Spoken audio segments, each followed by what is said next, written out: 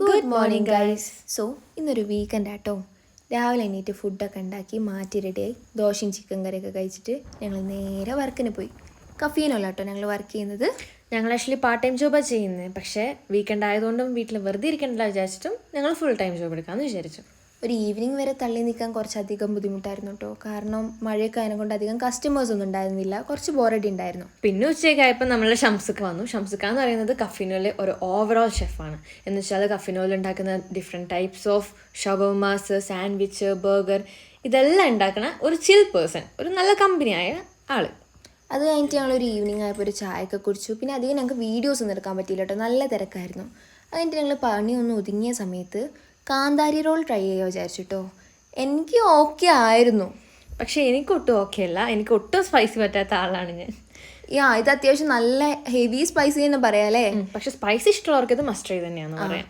അത് കഴിഞ്ഞിട്ട് ഒരു 9:30-10 മണി ആ ഒരു ടൈം ആയപ്പോഴത്തേക്കും ഷോപ്പ് ക്ലോസ് ചെയ്തിട്ടുണ്ട്. ഷംസുക്കൊക്കെ വീട്ടിലേക്കും പോയി. ഞങ്ങളും റൂമിലേക്ക് വേണ്ട സാധനങ്ങളൊക്കെ തട്ടുകടയിൽ നിന്ന് വാങ്ങി ഫുഡൊക്കെ.